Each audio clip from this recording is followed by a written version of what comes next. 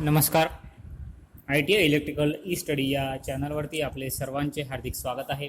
आज या ठिकाणी आपण इलेक्ट्रिशियन प्रथम वर्ष थेअरी यामधील जे विद्युत साधने हे जे प्रकरण आहे याबद्दल थोडक्यात माहिती घेणार आहोत. चला तर मग बघूया. विद्युत साधनेच म्हणजेच इलेक्ट्रिकल ॲक्सेसरीज.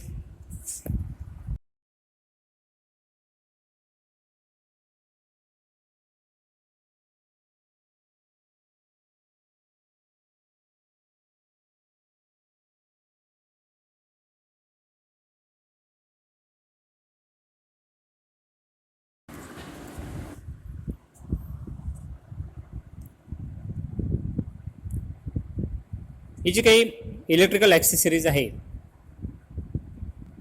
या इलेक्ट्रिकल ॲक्सेसरीजचा उपयोग हा आपली जी घरगुती वायरिंग आहे त्या वायरिंगच्या इन्स्टॉलेशनमध्ये त्या वायरिंगचं संरक्षण करणे, त्याचबरोबर जे सर्किट आहे त्या सर्किटचं नियंत्रण करणे आणि सर्किटमधला जो लोड आहे तो लोड धरून ठेवणे इत्यादी जे महत्त्वाचे जे कार्य आहे म्हणजे वायरिंगचं इन्स्टॉलेशन संरक्षण करणे, सर्किटचं नियंत्रण करणे आणि सर्किटमधला जो लोड आहे तो लोड धरून ठेवण्याचं जे कार्य आहे ते कार्य ही जी इलेक्ट्रिकल ॲक्सेसरीज आहे ते इलेक्ट्रिकल ॲक्सेसरीज म्हणजे विद्युत साधनं हे करत असतात. विद्युत साधनांची जी बनावट आहे त्या बनावटीमध्ये कंडक्टिंग मटेरियल, इन्सुलेटिंग मटेरियल असे दोन प्रकारचे मटेरियल हे वापरले जातात.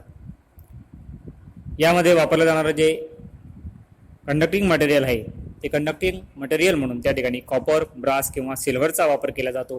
तर त्या ठिकाणी वापरण्यात येणारे जे इन्सुलेटिंग मटेरियल आहे ते इन्सुलेटिंग मटेरियल म्हणून त्या ठिकाणी बॅकेलाईट, चिनी माती आणि PVC इत्यादींचा वापर हा केला जात असतो. ब्युरो ऑफ इंडियन स्टँडर्डच्या अनुसार जी काही ॲक्सेसरीज आहे त्या ॲक्सेसरीजचं करंट रेटिंग हे 6 एम्पियर, 16 एम्पियर, 32 एम्पियर आणि त्याचं जे व्होल्टेज रेटिंग आहे ते व्होल्टेज रेटिंग हे 240 व्होल्ट इतकं असतं. ब्युरो ऑफ इंडियन स्टँडर्ड जे आहे त्याच्यानुसार जी ॲक्सेसरीज आहे त्या ॲक्सेसरीजचं जे करंट रेटिंग आहे ते करंट रेटिंग 6 एम्पियर, 16 एम्पियर आणि 32 एम्पियर आणि त्याचं जे व्होल्टेज रेटिंग आहे ते व्होल्टेज रेटिंग 240 व्होल्टेज एवढं हे ठरवून दिलेलं असतं.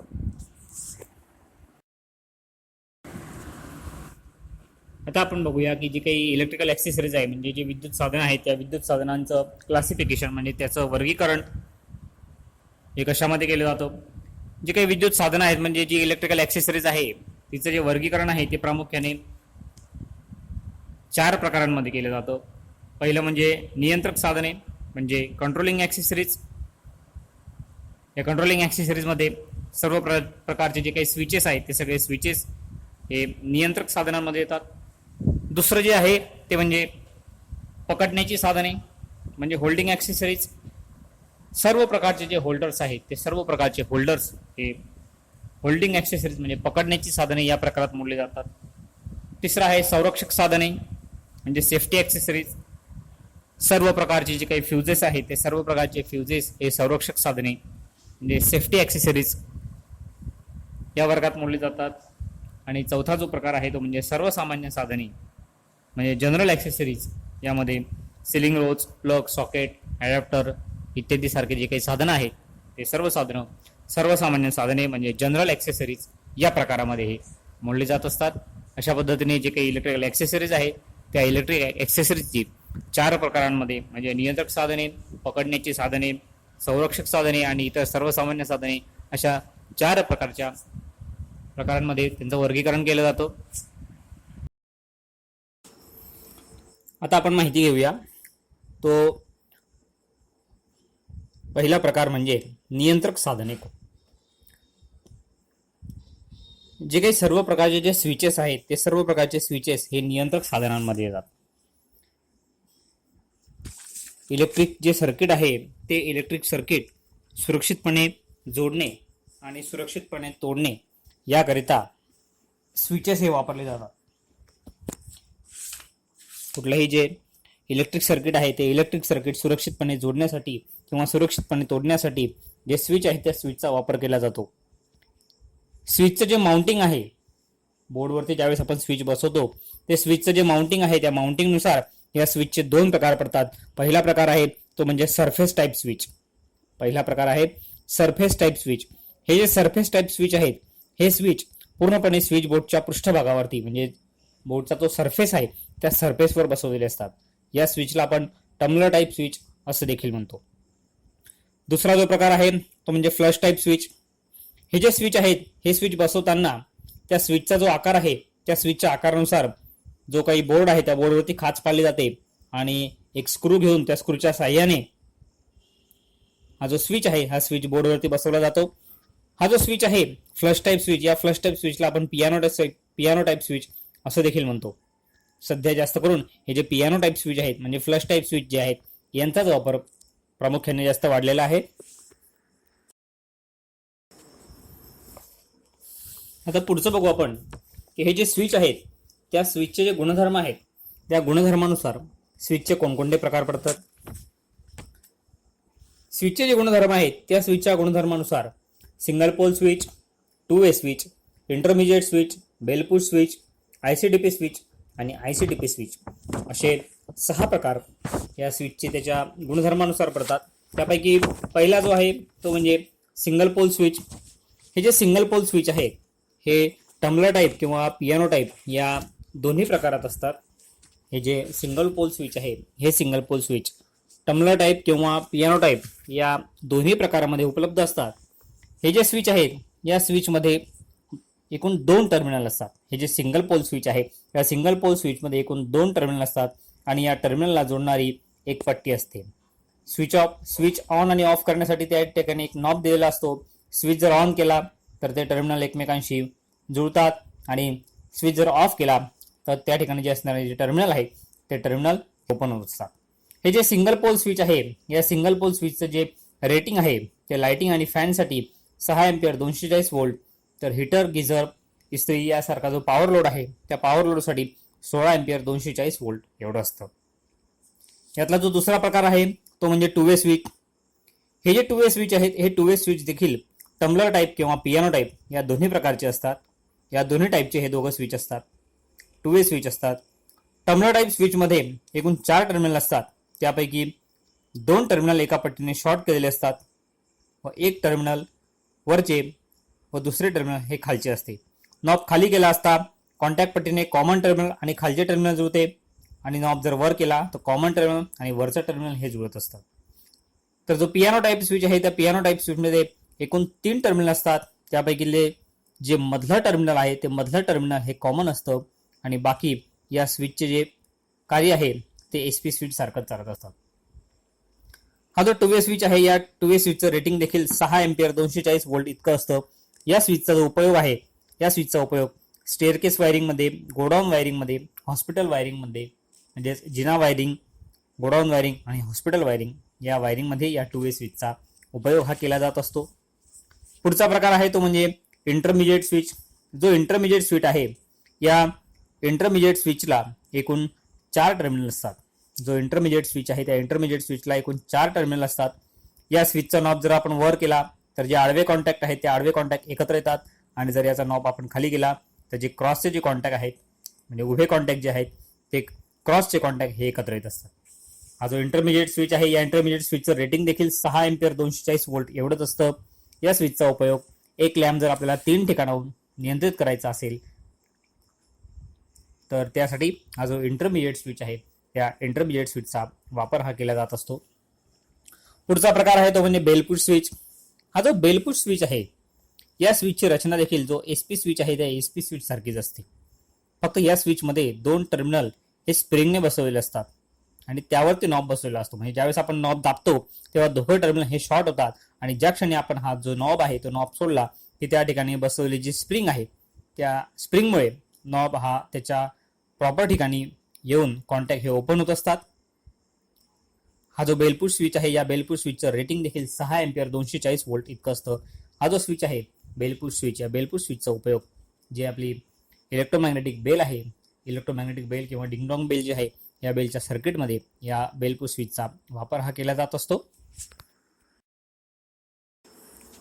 पुढचा प्रकार बघू आपण तो म्हणजे आयसीडीपी स्विच. आयसीडीपी स्विच जो आहे ICDP म्हणजे iron clad double pole switch.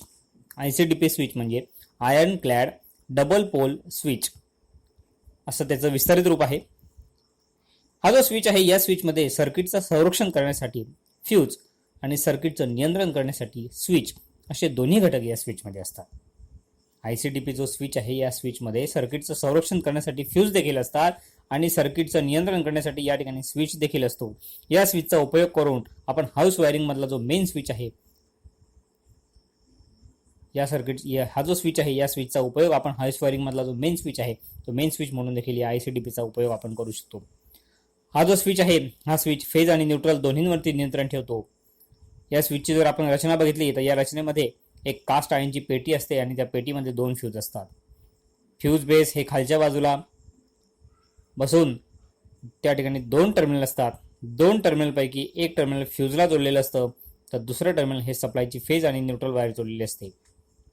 या ठिकाणी जो वापरलेला फ्यूज आहे त्या फ्यूजच्या खाली फायबरच्या रॉडवरती यू आकाराच्या 2 पट्ट्या जोडलेल्या असतात आणि या पट्ट्या सप्लायचा टर्मिनल आणि फ्यूज टर्मिनल हे एकमेकांशी जुळवतात. यामुळे सप्लाय फ्यूज मार्फत लोडला जोडला जातो. या स्विचचं जे हँडल आहे ते या स्विचचं हँडल हे बॉडीला बाहेर स्प्रिंगने बसवलेलं असतं. हे स्विच धातूचे असल्यामुळे या ICDP स्विचला चांगल्या प्रकारची अर्थिंग करणं गरजेचं आहे. हे स्विच देखील या स्विचचं जे रेटिंग आहे हे पॉवर लोडसाठी वापरतात जास्त करून आणि या स्विचचं जे रेटिंग आहे ते रेटिंग 16 अँपिअर 32 अँपिअर 240 वोल्ट एवढं असतं. पुढचा जो प्रकार आहे तो म्हणजे ICTP स्विच. त्याचं विस्तारित रूप आहे आयर्न क्लॅड ट्रिपल पोल स्विच. हे जे स्विच आहे या स्विचमध्ये प्रत्येक फेजसाठी एक फ्यूज अशा 3 फेजसाठी 3 फ्यूज आणि एक न्यूट्रलची लिंक जोडलेली असते. बाकी या स्विचची जी रचना आहे आणि याचं जे कार्य आहे ते कार्य ज्या पद्धतीने ICDP स्विचचं कार्य आहे ICDP स्विचची जी रचना आहे त्या रचनेसारखंच या ICTP स्विचचं कार्य आणि रचना देखील असते. फक्त ICDP स्विचमध्ये 2 टर्मिनल म्हणजे फेज आणि न्यूट्रल यासाठी 2 फ्यूज असतात तर ICTP स्विचमध्ये 3 फेजसाठी 3 फ्यूज आणि एक न्यूट्रलसाठी एक लिंक ही जोडलेली असते.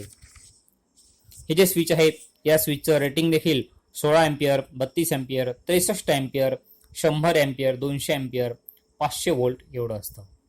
या स्विचचा जो उपयोग आहे या स्विचचा उपयोग हा 3 पेजचा जो लोड आहे त्या 3 पेजच्या लोडवरती मेन स्विच म्हणून हा जो ICTP स्विच आहे म्हणजे आयर्न क्लॅड ट्रिपल पोल स्विच याचा वापर हा केला जातो. आता इलेक्ट्रिक साधनांचं वर्गीकरण करताना दुसरा जो प्रकार होता तो म्हणजे पकडण्याची साधने म्हणजे होल्डिंग ॲक्सेसरीज. सर्व प्रकारचे लॅम्प पकडण्यासाठी जे लॅम्प होल्डर असतात ते सर्व प्रकारचे लॅम्प होल्डर हे होल्डिंग ॲक्सेसरीजमध्ये मोडले जातात. पूर्वीच्या काळी जे काही होल्डर्स होते ते होल्डर्स संपूर्ण ब्रासचे म्हणजे पितळाचे वापरले जायचे. मात्र आता हल्लीच्या काळामध्ये जे काही होल्डर्स आहेत ते होल्डर्स बॅकेलाइट पासून बनवलेले असतात. हे जे होल्डर आहे या होल्डरमध्ये असणारे जे छिद्र आहे त्या छिद्रांमध्ये स्प्रिंग बसवलेले टर्मिनल असतात. हे जे लॅम्प होल्डर आहे या लॅम्प होल्डरचे एकूण 4 प्रकार हे पडत असतात.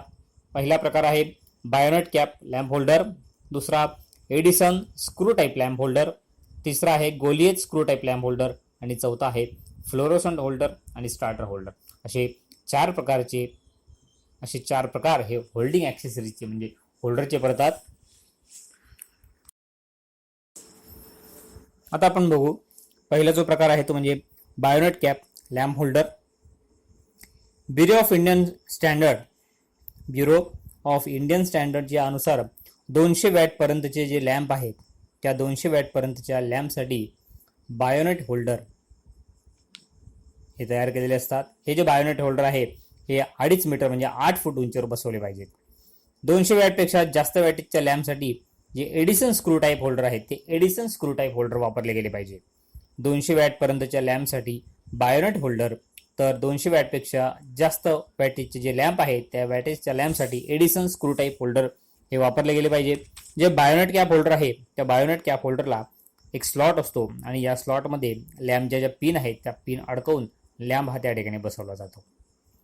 लॅम्पची टर्मिनल्स हे होल्डरमध्ये जे काही स्प्रिंगच्या साहाय्याने कॉन्टॅक्ट बसवलेले असतात त्या कॉन्टॅक्टला ते स्पर्श करतात.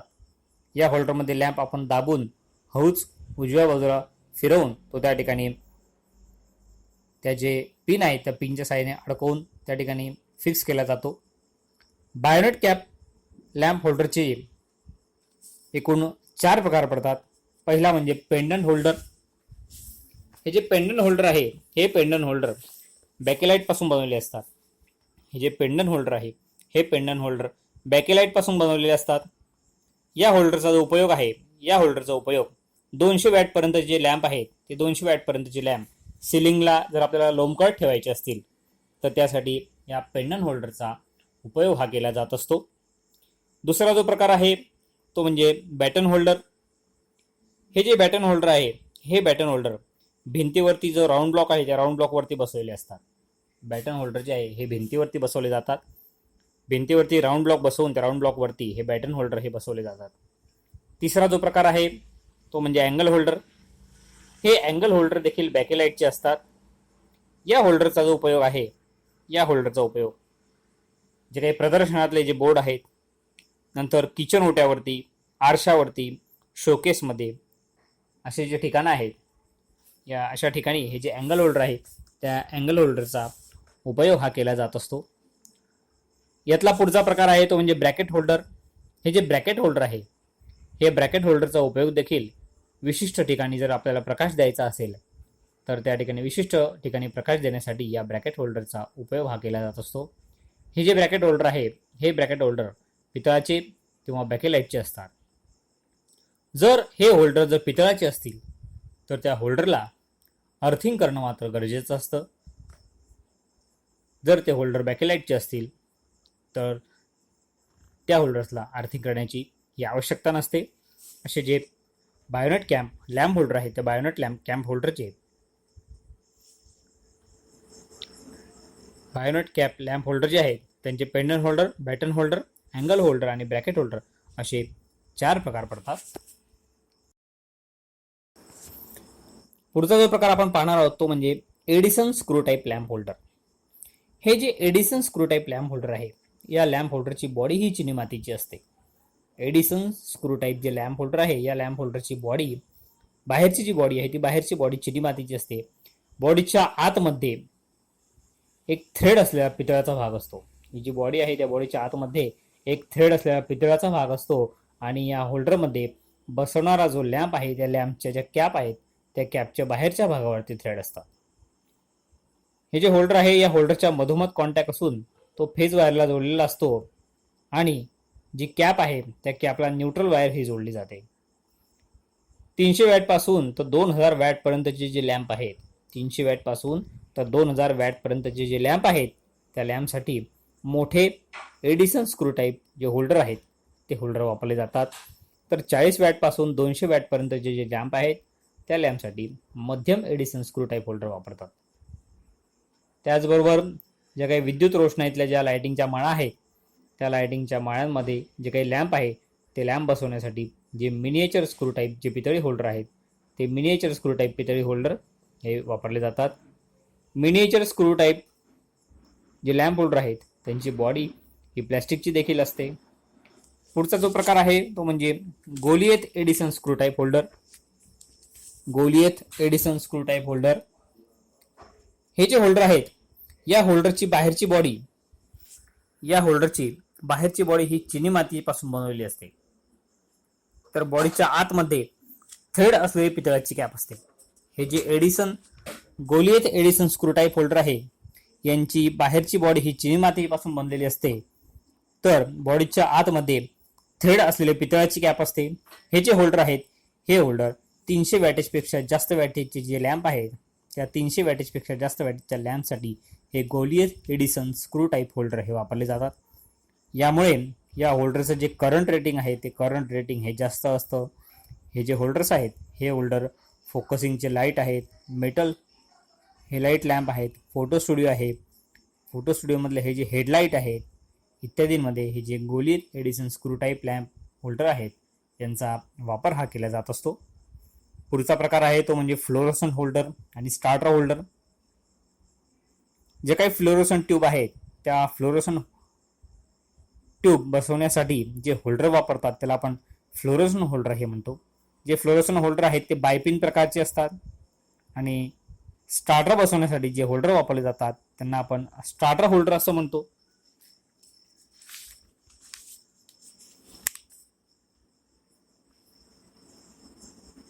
जे काही लॅम्प होल्डर आहे त्या लॅम्प होल्डरचं जे वर्णन आहे ते वर्णन करण्यासाठी त्या लॅम्प होल्डरची करंट रेटिंग म्हणजे करंट, व्होल्टेज, त्याचा पकडण्याचा प्रकार आणि होल्डरचं जे मटेरियल आहे त्या मटेरियलनुसार त्याचं जे लॅम्प आहे त्या लॅम्पचं हे वर्णन हे केलं जात असतं.